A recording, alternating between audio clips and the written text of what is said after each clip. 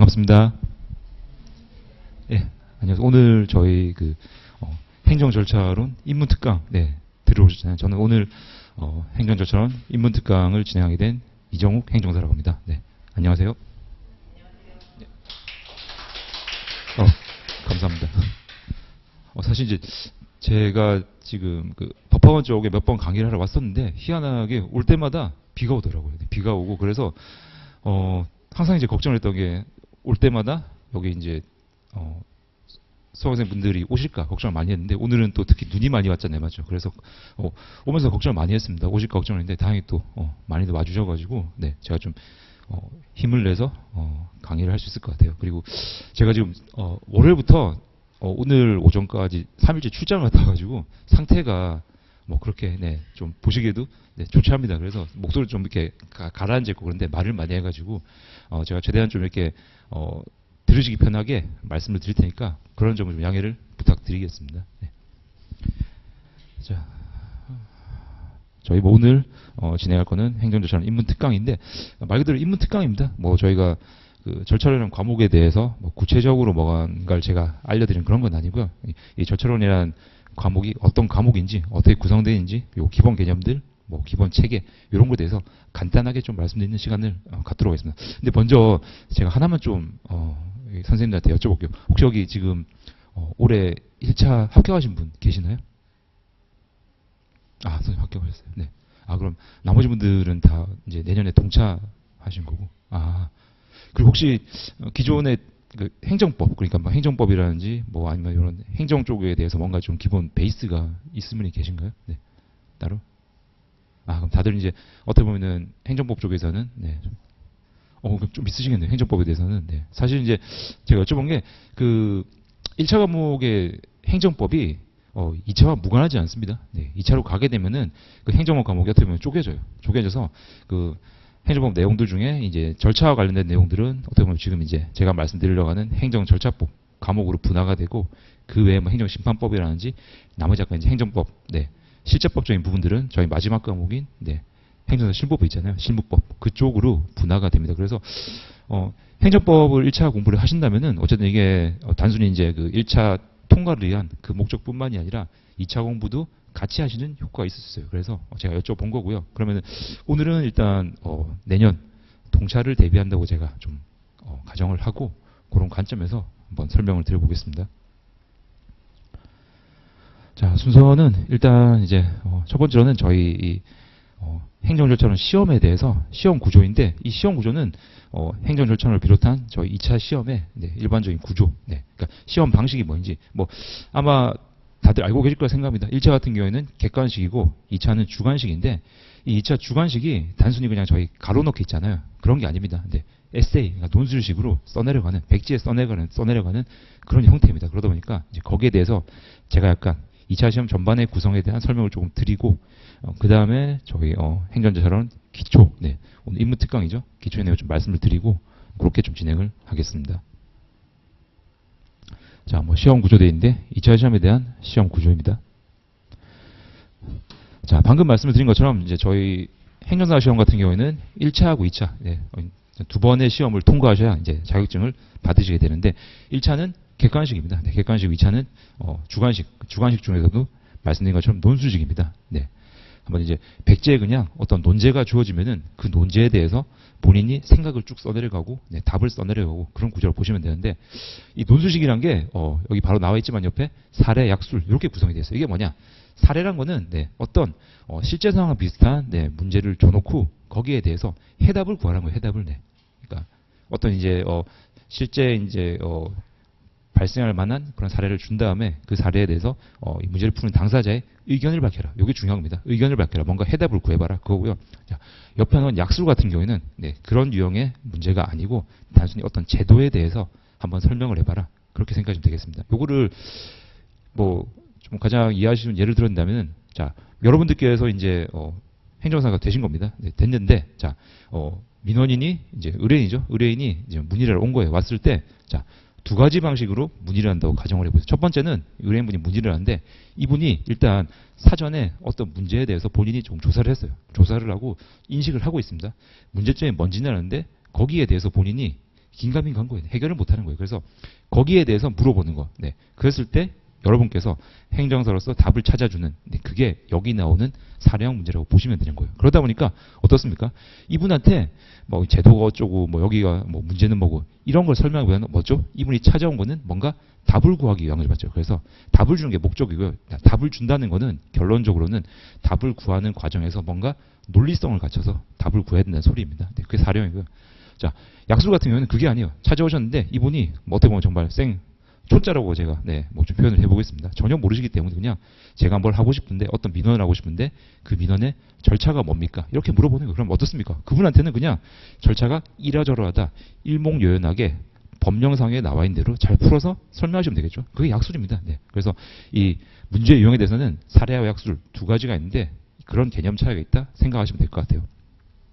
자, 뒤에 제가 그 행정 절차에서 말씀을 드리겠지만은 자, 일반적으로 저희가 그 행정 2차 시험 같은 경우에는 과목당 4문제가 출제가 됩니다. 출제가 되는데 사례형 1문제, 약술형 3문제 출제가 돼요. 배점 같은 경우에는 사례형이 40점, 그리고 약술형이 20점으로 3문제. 그래서 총 4문제인데 40점, 20점짜리 3문제 이렇게 구성이 되어 있어요.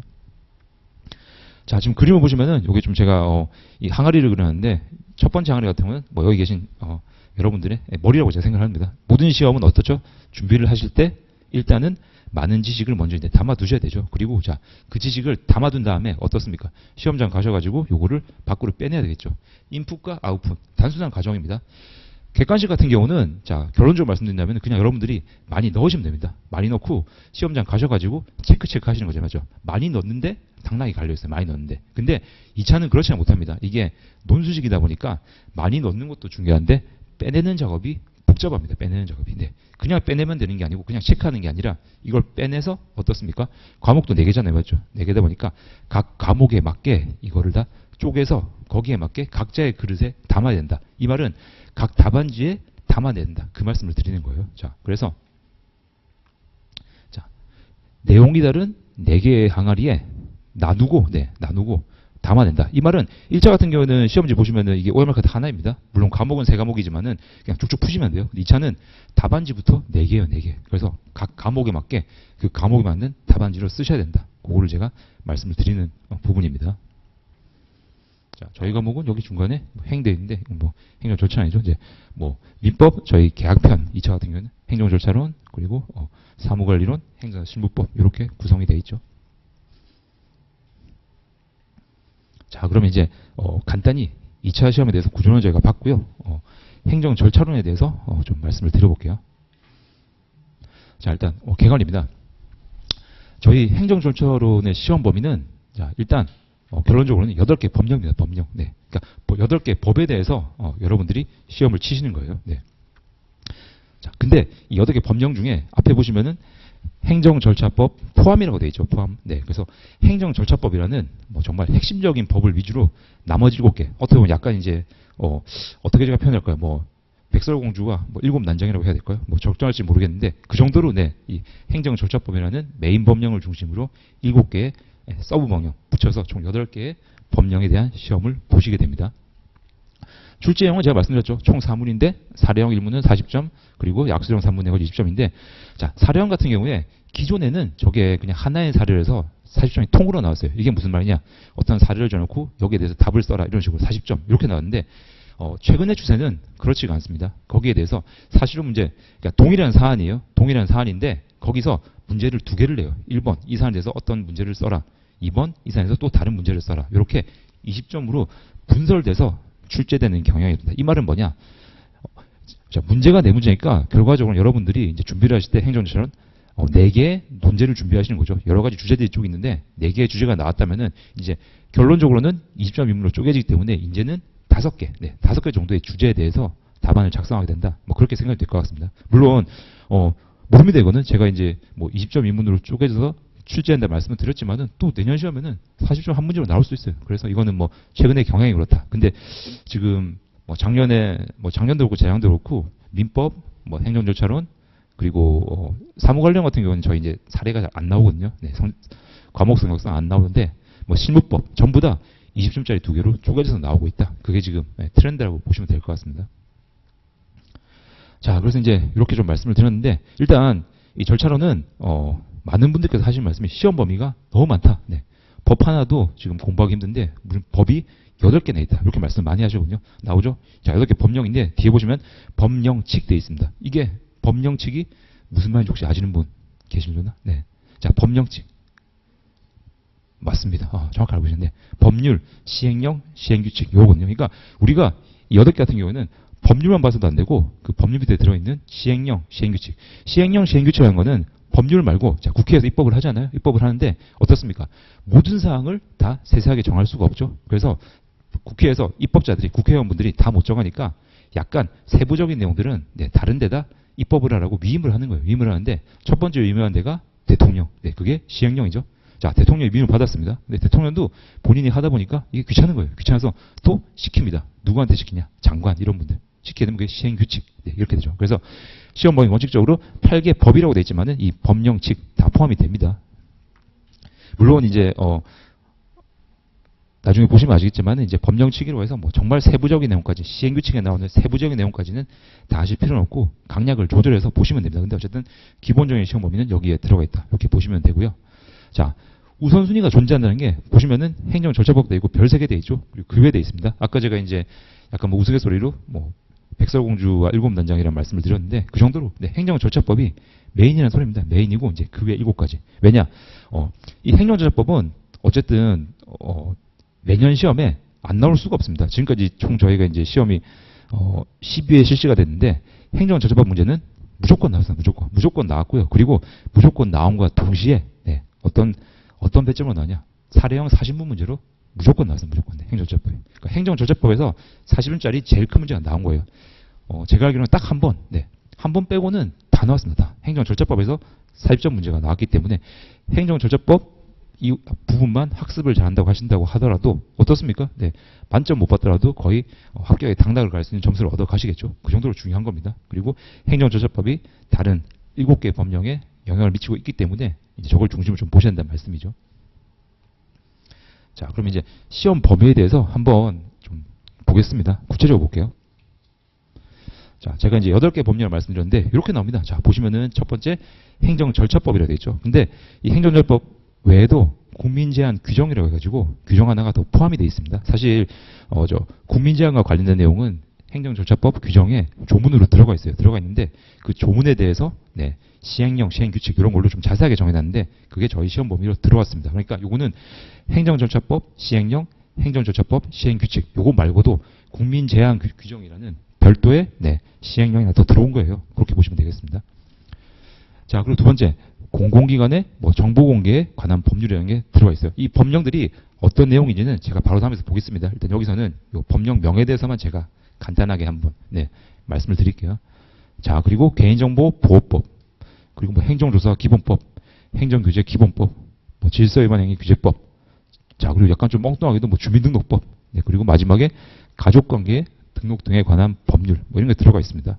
여러분들 흔히 아시는 뭐 주민등록법, 주민등록증 있죠? 주민등록증 그런 거 말하는 거고요. 밑에 나오는 가족관계 등록, 네, 가족관계 증명서 있지 않습니까? 주민세금 떼주는 거, 네, 그런 거 관련된 겁니다. 자, 이렇게 8가지의 법령이 있는데 방대하죠. 네, 법령이 많다 보니까 당연히 아까 말씀드린 것처럼 이 시험 범위 중에서 여러분들께서 우선순위를 둬야 될 것들이 존재를 합니다. 자, 첫 번째. 자, 제가 지금 이제 저는 이렇게 뭐 등급을 나누거나 순위를 나누는 걸 좋아하지 않는데, 자, 보시면 이거는 제가 S라고 표시했거든요. 네, S등급, S등급. 네, 행정 절차랑 같은 경우는 저거는 뭐 거의 등급으로 따진다면은 제일 꼭대기에 있다. 정말 네, 나와 있고. 자, 그 이유는 뭐냐? 자, 행정절차법은 저희 지금 시험 과목이 여기 보시는 것처럼 행정절차 론이죠. 네, 론인데 첫 번째 법령명은 행정절차법입니다. 법. 자, 론자가 들어갔잖아요. 그 말은 법령도 나오지만은 거기에 부수해서 뭔가 약간의 이론이라든지 판례 이런 것들도 출제 가능하다는 건데 이 행정절차법 같은 경우에는 실제로 시험에서 이런 이론이나 판례가 출제가 되고 있어요. 네. 그러다 보니까 이 법령 자체가 안 그래도 중요한데 이런 세부적인 내용까지 나오기 때문에 더 중요해지는 거죠. 네.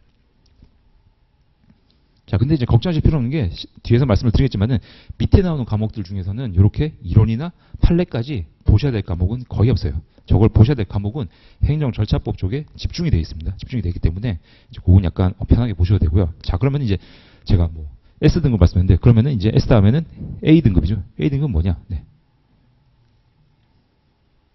자, 여기 나오는 뭐 공공기관의 정보 공개에 관한 법률 그리고 개인정보보호법 이런 것들이 약간의 뭐 제 나름대로의 A 등급을 볼 수 있습니다. 네. 저런 것들은 요게 이제 제가 나눈 게 제 임의로 나눈 게 아닙니다. 바로 뒤에 나오지만은 기출 저희 기출 횟수를 보고 제가 임의로 나눈 거예요. 자, 그리고 이제 B등급 정도 되는 거.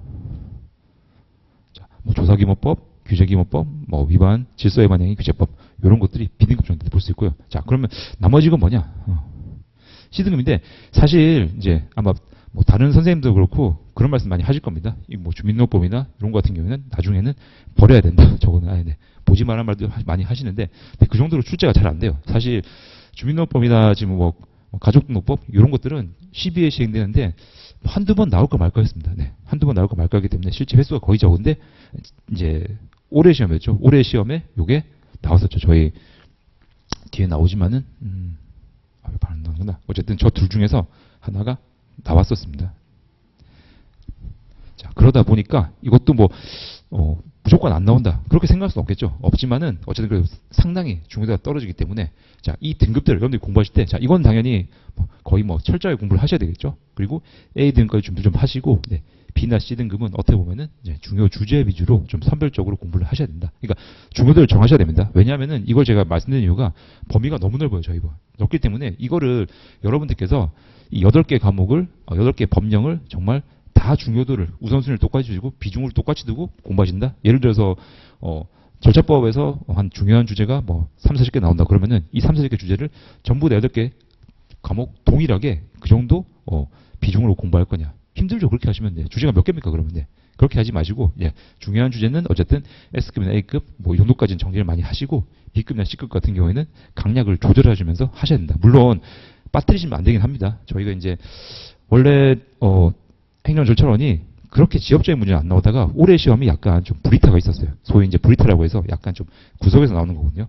예상을 못했던 문제들. 좀 두 문제 정도 이렇게 나와가지고 실제 시험장 들어가셨던 수험생분들이 당황을 많이 하셨다고 제가 전해 들었어요. 그래서 이제 예전 같은 경우에는 뭐 정말 좀 이렇게 요령으로 그리고 요령으로 이렇게 시험을 붙을 수 있는 시절이 있었는데 행정학 시험 자체가 지금 난이도가 많이 올라가다 보니까 이제는 약간 전공법으로 공부를 하지 않으시면은 솔직히 제가 봐도 좀 이렇게 합격이 좀 어려울 수가 있습니다. 그래서 어쨌든 그런 점 좀 감안하시고 공부를 하셔야 된다 말씀을 드리고요. 자, 그러면은 이제 한번 법령별로 개요를 보겠습니다. 자, 첫 번째 저희 행정절차법에 나오죠. 자,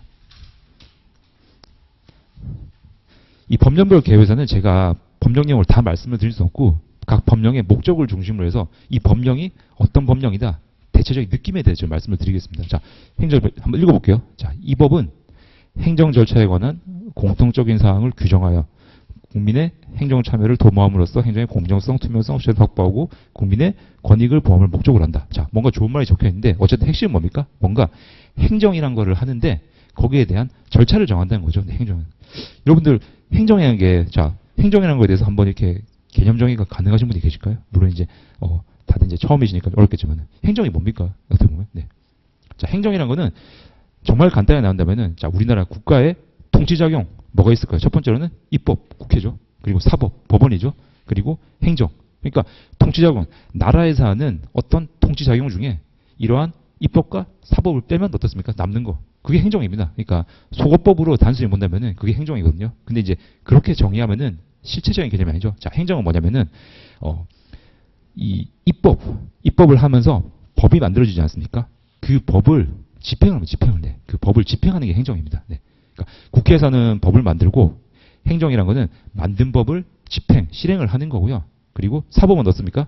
그 만든 법에 뭔가 문제가 있다. 문제가 있을 때 최종적으로 권리 의무에 대한 판단을 해주는 게 사법입니다. 이렇게 기능이 다 나눠져 있어요. 그래서 행정은 자, 이렇게 법을 집행한다. 근데 법 집행하는 걸 아무거나 하면 되겠습니까? 아니죠. 당연히 국가 목적 그리고 공익을 위해서 법 집행하는 거. 예, 그게 행정입니다. 예. 여기서 방금 전에 제가 말씀드린 게, 자, 국가 목적이나 네, 공익을 위해서 하는 게 행정을 말씀드렸잖아요. 맞죠? 그렇다면은 국가 목적이나 공익이 아니라 사익. 사익은 뭡니까? 사익을 위해서 법을 집행하고 뭔가 권리물을 확인한다? 그게 여러분이 저희 이제 이 행정조처를 말고, 네, 첫 과목에 같이 이제 시험을 보시게 돼. 민법이죠, 민법. 네. 그러니까 행정이란 거는 어쨌든 방금 말씀드린 것처럼 뭔가 법을 집행하는데 국가 목적이나 공익, 결론적으로는 자, 국가기관과 우리 국민과의 관계예요, 당사자가. 근데 방금 말씀드렸던 이런 행정이 아닌 민법 이런 것도 어떻습니까? 국가기관이 나올 필요가 없죠. 이거는 네, 관련이 없습니다. 그냥 여러분과 저 같은 사인과 사인, 개인과 개인 간의 관계예요. 네. 이해되시죠? 네. 그런 관계면 그러니까 행정은 엄밀히 구분이 되는 거예요. 애초 시작부터. 네. 자, 그게 행정입니다. 그러니까 자, 그 행정을 할 때 이런 식으로 뭔가 절차를 정하는데 이 행정에 대해서 이렇게 절차를 정한다. 절차를 정하는 이유는 간단합니다. 왜냐? 자, 첫 번째로는 뭔가 법 집행을 하는 거죠. 법 집행을 하는데 이 행정이란 거는 아까 제가 말씀드렸던 국가 목적이라든지 공익을 위해서 법 집행을 하는 거거든요. 그러다 보니까 여기에 대해서는 우리 법 제도적으로 굉장히 강력한 힘을 줍니다. 이게 뭐냐? 만약에 이 행정, 어떤 행정 행위를 하게 되면은 이거에 대해서는 이게 당연 무효가 되거나 아니면 권한 있는 기관이 취소를 시키지 않는 이상은 이거는 무조건 유효해가지고 누구나 따라야 되는 행위로 본다. 이런 힘이 생기거든요. 이걸 저희가 행정법 과목에서는 공정력이라는 게 생긴다고 말을 합니다. 그래서 행정행위 같은 경우에는 공정력이 생기는 거예요. 공정력. 자, 그러다 보니까 이 민법하고는 다른 겁니다. 민법은 제가 예를 들었지만은 당사자들끼리 하는 거 잘 맞죠. 여기에 대해서는 당사자들끼리 정하고 자유롭게 하는 거기 때문에 뭐 공정 이런 거 따질 필요가 없습니다. 본인들끼리 정하는 거고 본인들끼리 자유롭게 하면 되는 거예요. 근데 행정이라는 거는 일단 국가에서 뭔가를 하게 되면은 공정력이라는 간단한 강력한 힘이 생겨서 상대방 국민을 묶어버려요. 네, 묶어버립니다. 그러니까 국민은 일단 어떻습니까? 억울해도 당해야 되죠. 네.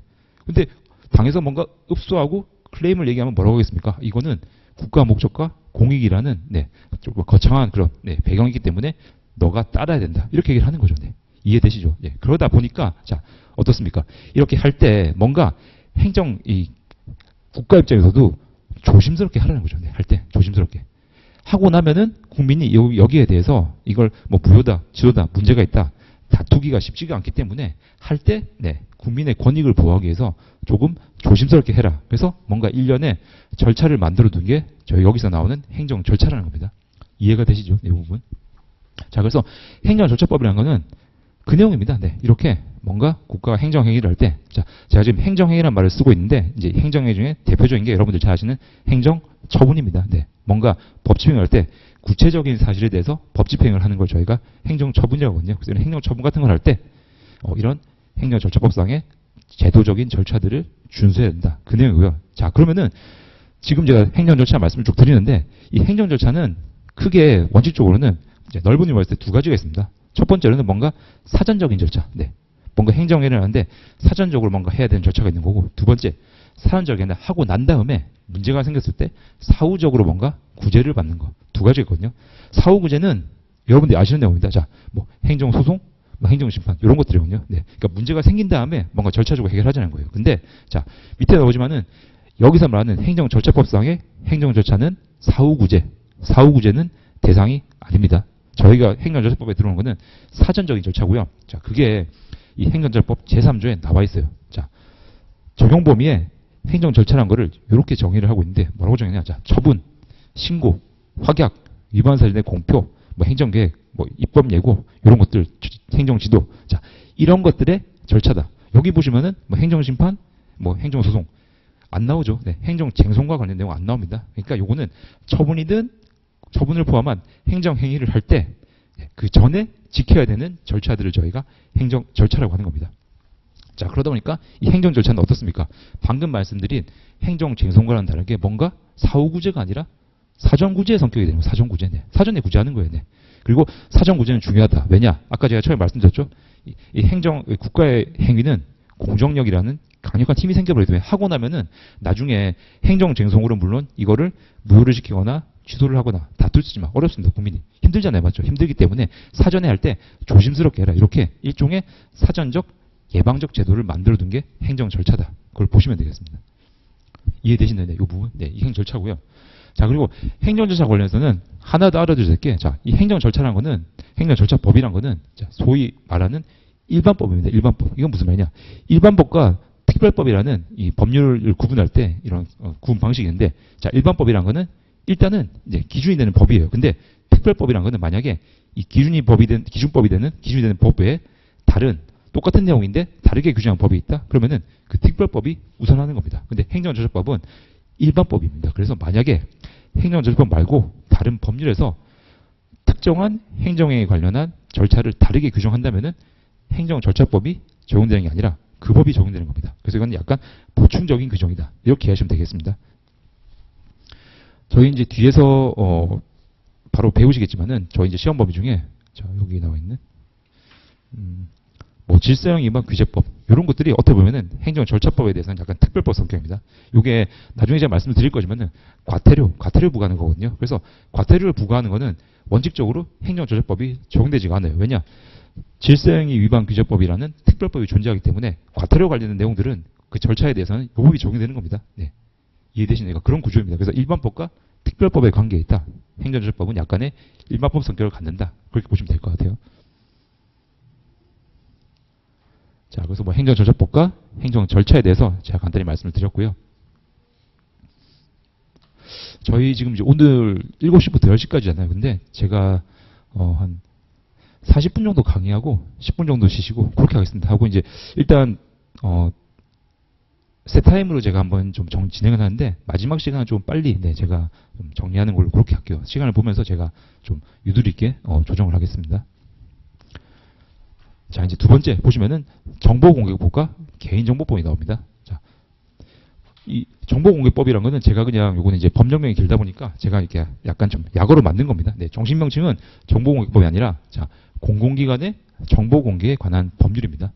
한번 읽어보면요. 자, 이 법은 공공기관이 보유 관리하는 정보에 대해서 국민의 공개 청구 및 공공의 공개 의무에 관하여 필요한 사항을 정함으로써 국민의 알 권리를 보장하고 어쩌고 이런 말이 좋은 말이 적혀 있습니다. 핵심은 여기서 나오는 거는 자, 어떤 정보가 있어요. 네, 국가에서 국가라는 공공기관 여기 공공기관 나와 있지만 결론적으로는 국가죠, 국가. 네, 국가가 어떤 행정행위를 하면서 수집하고 처리한 정보가 있습니다. 그런 정보가 있는데 그 정보에 대해서 자, 국민이 알고 싶다는 거예요. 네, 알고 싶다. 나랑 관련성이 있으니까 알고 싶다. 그랬을 때 국가에 이거를 청구하는 절차, 청구해서 내가 이 정보에 대해서 알아낼 수 있는 절차, 이걸 여기 나와 있는 공공기관의 정보공개관 법률에서 규정을 하고 있는 겁니다.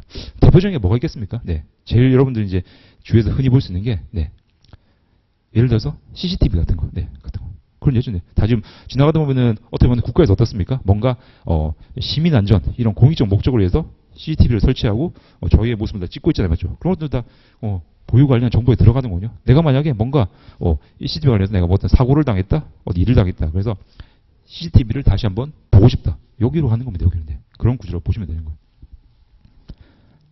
자, 그러다 보니까 여기서는 이제 실제 뒤에 제가 기초에 말씀을 드리겠지만은 자, 공공기관이 어디냐 이런 게 좀 문제가 되는 경우가 있었습니다. 실제 저희 기출 문제는 뭐가 있었냐면은 저 공공기관 중에 자, 사립중학교, 사립중학교가 보유하고 있는 정보가 여기 나오는 공공기관의 정보가 맞냐 이런 게 문제가 됐었거든요. 근데 뭐 결론적으로는 맞아요. 판례에서 사립중학교 같은 경우도 공익적인 성격을 가지고 있는 법인이기 때문에 학교 법인이기 때문에 공공기관을 분류해서 이 법의 절차에 따라서 정보 공개를 청구했는데 이렇게 결론을 내렸습니다. 네, 그러다 보니까 그런 좀 문제가 나오고 있다 보시면 될 것 같고요.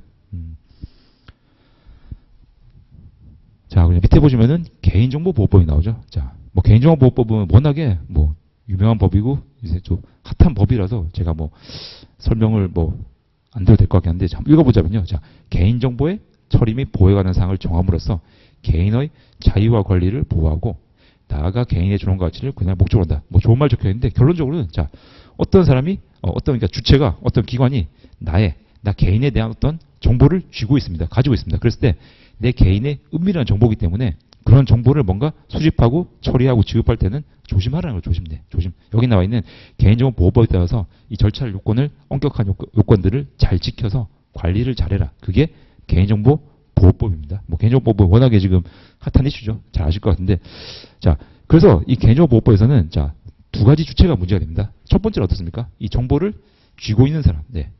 요거를 법에서는 개인정보 처리자라고 합니다. 처리자. 개인정보 처리자.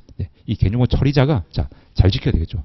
법에 나뉘는 것처럼 뭐 여기 절차들을 준수해서 개인정보 처리를 해야 되는 거고요. 자, 그 개인정보 처리자한테 정보를 어떻게 보면은 보호를 받는 걸 저희가 정보 주체 이렇게 얘기를 하거든요. 자, 그런 관계들 이런 걸 규정하는 게 개인정보보호법입니다. 사실 저는 개인적으로는 이 개인정보보호법이 비중이 높아질 거라 생각을 하고요. 실제 뭐 다른 선생님들이나 이렇게 시험을 예상하시는 분들 같은 경우에도 이 개인정보보호법이 앞으로는 조금 중요해질 거다 그렇게 생각하는 분들이 많습니다. 근데 이 개인정보보호법은 만약에 어렵게 나온다면은 이번만으로도 거의 40점 문제가 나올 수가 있어요. 네. 실제로 개인정보보호법에서 제가 이제 아까 말씀드릴 때 그 저희 40점 문제 사례형 같은 경우에는 행정절차법에서 나왔다고 말씀드렸잖아요. 근데 지금까지 시행된 시험 중에서 딱 한 번 40점짜리 문제가 딴 데서 나왔는데 그게 여기서 나왔습니다. 네.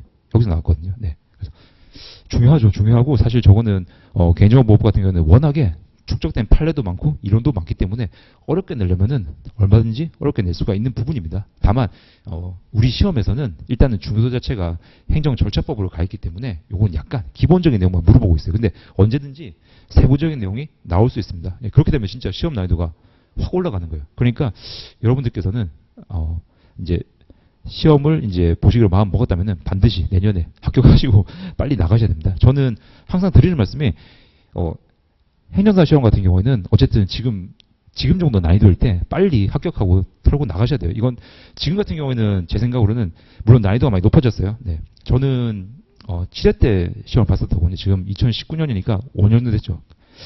그때하고 지금하고도 제 생각으로 난이도가 확연히 달라진 것 같아요. 달라졌고 이거는 계속 올라갈 거기 때문에 아직까지는 그래도 한번 이렇게 뭐 1년 정도 꾸준히 하면은 좀 좋은 성과를 기대해 볼 수 있는 그 정도가 보여지는데 나중에 하면은 저도 뭐 장담을 못 할 것 같습니다. 그때 되면. 네, 그렇기 때문에 가능하면은 난이도가 이 정도일 때 빨리 합격하시고 제가 보기엔 나가시는 게 좋지 않을까 생각이 들어요.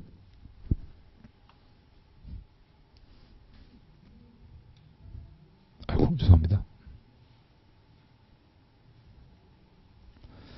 자, 그리고 세 번째인데 뭐 행정조사법, 뭐 행정규제법 이런 내용들이 나오고 있습니다.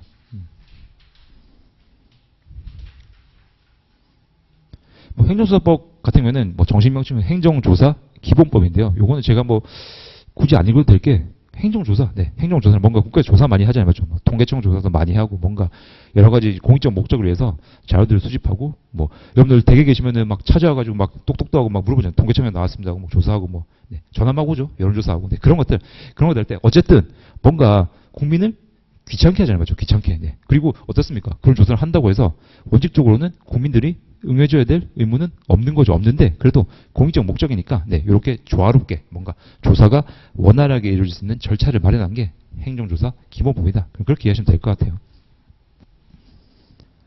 자, 그리고 밑에 나오는 행정규제 기본법.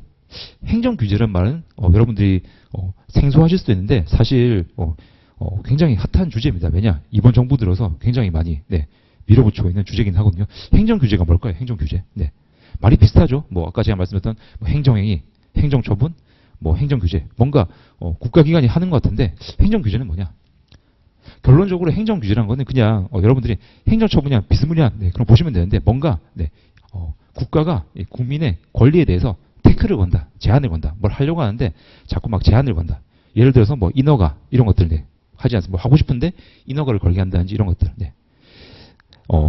정확한 개념적 표지로 보자면요. 이 행정규제기본법에서 행정규제는 뭐라고 규정을 하냐면은 자, 이 국가가 네, 특정 공익 목적을 위해서 네, 국민의 권리를 제한하거나 의무를 부과하거나 이렇게 하는데 그거를 법령이나 자치법 그 조례 있잖아요. 조례. 법령이나 조례 같은 걸 통해서 그렇게 제한을 하는 거. 그러니까 어떤 법령이나 조례나 어떤 법이 있는데 그 법에서 국민을 어떤 행위를 못하게 막아버리는 거예요. 뭘 하고 싶은데 나는 자유롭게 뭘 하고 싶다. 뭐 사업을 하고 싶고 이런 업종도 하고 싶고 자유롭게 활동을 하고 싶은데 막아버리는 거예요. 제한을 거는 거. 태클을 거는 걸 저희가 행정규제라고 보시면 되겠습니다.